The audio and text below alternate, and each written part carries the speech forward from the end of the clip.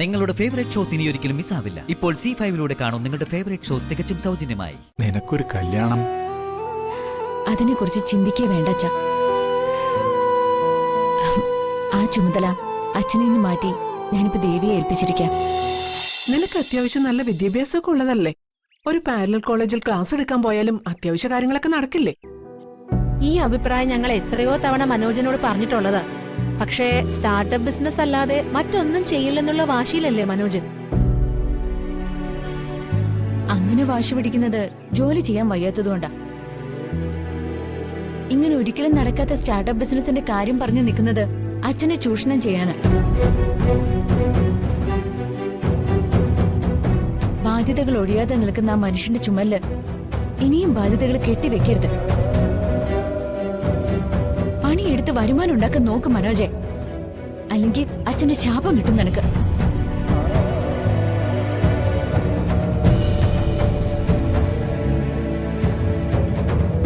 ദേ അച്ഛൻ വരുന്നു.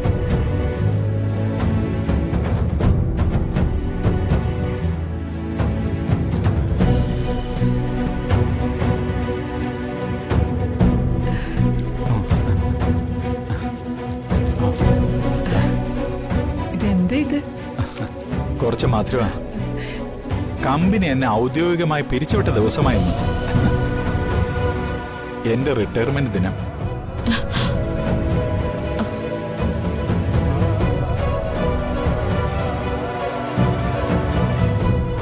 ഞാൻ സ്വതന്ത്രനായി. ഇനി ഹാമറും ജാക്കിയും കരിയോയിലും ഒന്നും ഇല്ലാത്ത ലോകത്തിലേക്കാ തിരിച്ചു വന്നിരിക്കുന്നത്.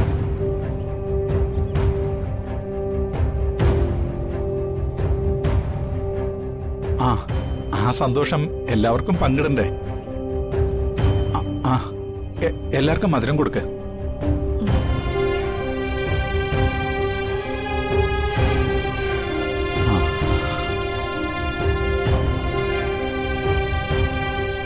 ഈശ്വര, ഇത് ചതിയാണല്ലോ. അച്ഛന്റെ സഹായം എനിക്ക് കിട്ടുമെന്ന് തോന്നുന്നില്ല. എന്ത് ജന്മാടാ നീയൊക്കെ? സ്വതന്ത്രനായി എന്ന് ആശ്വസിക്കുന്ന ആ മനുഷ്യനെ ഒന്ന് നേരെ ചൊവ്വയിൽ നിന്ന് ശ്വാസം വിടാനെങ്കിലും അനുവദിച്ചൂടെ?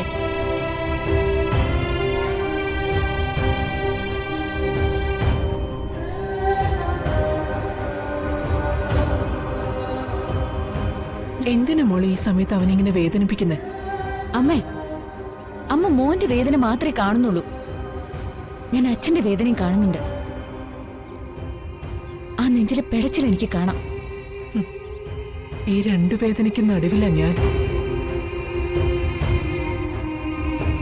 അച്ഛന്റെ വേദന മാറ്റാൻ എല്ലാവർക്കും മധുരം കൊടുക്കാം. ഇവന്റെ വേദന മാറ്റാൻ എന്റെ കയ്യിലൊന്നുമില്ല.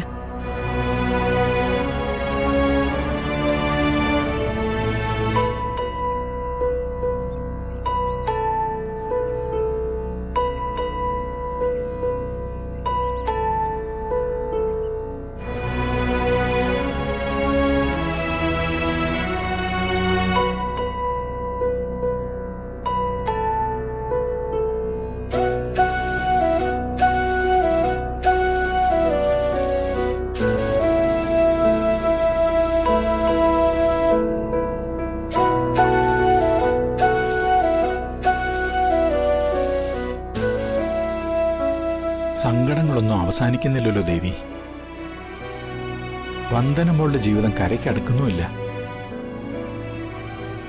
ചന്ദ്രുവിന് വച്ചുകൊടുക്കാന്ന് പറഞ്ഞ വീട് ഇപ്പോഴും സ്വപ്നമായി തന്നെ നിൽക്കുകയാണ്.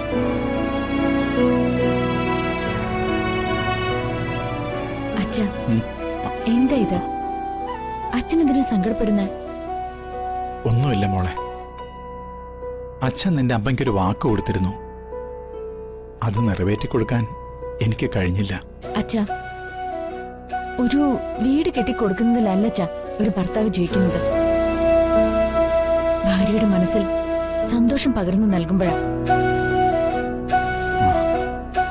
ആ കാര്യത്തിൽ എന്റെ അച്ഛൻ വിജയിച്ചയാളാം. നമ്മുടെ ജീവിതത്തിൽ വിജയം എന്നുണ്ടെങ്കിൽ അത് അച്ഛനും അമ്മയും ഒരേ മനസ്സോടെ പ്രവർത്തിച്ചതിന്റെ വിജയമാ. എല്ലാം ദേവി കാണുന്നുണ്ട്. എല്ലാത്തിനും മാറ്റുണ്ടോ? ദേവി കാണുന്നുണ്ട്. പക്ഷേ ഇതിൽ നിന്നൊക്കെ കരകയറാൻ ഒരു വഴിയും ദേവി കാണിച്ചു തരുന്നില്ലല്ലോ മോളെ. കമ്പനിയിൽ നിന്ന് പിരിയുമ്പോ അച്ഛനൊരു നല്ല തുക കിട്ടില്ലേ? കിട്ടും. അത് ദേവി കാണിച്ചു തന്നൊരു വഴിയല്ലേ? ഉം, ഉം. ആ തുക കൊണ്ട് സ്വന്തമായൊരു വീട് പണി തുടങ്ങണമെന്നല്ലേ അച്ഛന്റെ ആഗ്രഹം? ദേ, അതിന് മാറ്റമൊന്നും ഉണ്ടാവില്ല. ആ തുക കൊണ്ട് വീട് പണി തുടങ്ങാനേ പറ്റൂ, പൂർത്തിയാക്കാനൊന്നും പറ്റില്ല. ഇനി അങ്ങോട്ട് കമ്പനിയിൽ നിന്ന് പെൻഷനും കിട്ടില്ല. അപ്പൊ പിന്നെ ജീവിത ചെലവിന്റെ കാര്യവും മുട്ടിപ്പോവും. അങ്ങനെ എല്ലാ പ്രശ്ന പരിഹാരങ്ങളും ഒന്നിച്ച് ചിന്തിക്കരുതച്ചാ. ആദ്യം വീട് പണി തുടങ്ങാം, ബാക്കിയുള്ള കാര്യങ്ങളെക്കുറിച്ചൊക്കെ പിന്നീട് ചിന്തിക്കാം. മോളെ, നിനക്കൊരു കല്യാണം അതിനെക്കുറിച്ച് ചിന്തിക്കേ വേണ്ടച്ചാ. ആ ചുമതല അച്ഛനെ നിന്ന് മാറ്റി ഞാനിപ്പോ ദേവിയെ ഏൽപ്പിച്ചിരിക്കാം. കല്യാണം ഇല്ലാത്ത ജീവിതമാണെങ്കിൽ അങ്ങനെ, കല്യാണം വിധിച്ചിട്ടുണ്ടെങ്കിൽ ദേവി തന്നെ അത് നടത്തിത്തരും.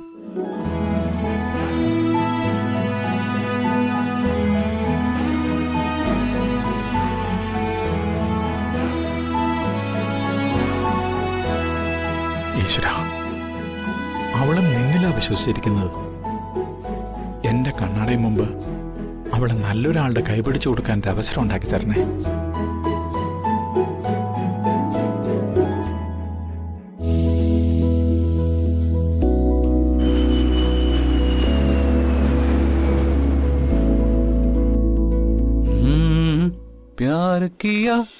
प्यार किया तो डरना क्या.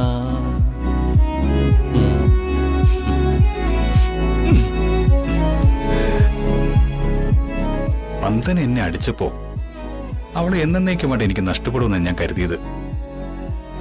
പക്ഷെ ആ അടിയോടെ വന്ദനയുടെ മനസ്സ് മാറി. അല്ലെങ്കിൽ അവൾ എന്നോട് സോറി പറയില്ലായിരുന്നല്ലോ. അവൾ എന്നെ നോക്കി ചിരിച്ചപ്പോ ഈ ലോകം തന്നെ ഞങ്ങളുടെ പ്രണയം അംഗീകരിച്ച പോലെ തോന്നി.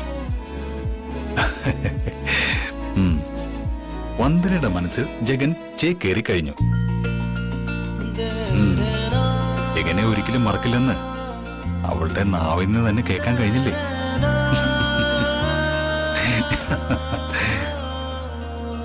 അതിൽ കൂടുതൽ ഇനി എനിക്ക് എന്താ കിട്ടാനുള്ളത്? വന്ദനെ, ഈ ജഗന്റെ ജീവിതത്തിൽ ഒരു പെണ്ണുണ്ടെങ്കിൽ അത് നീയായിരിക്കുമെന്ന് എന്നെ ആദ്യം കണ്ടപ്പോ തന്നെ ഞാൻ മനസ്സിൽ കുറിച്ചിട്ടതാ.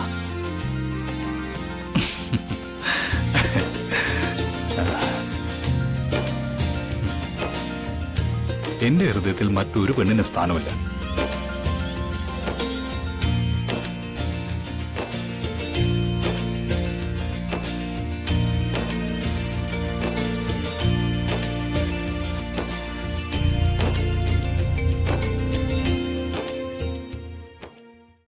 ഡൗൺലോഡ് ചെയ്യൂ C5 ആപ്പ്. കാണൂ എല്ലാ എപ്പിസോഡുകളും സൗജന്യമായി.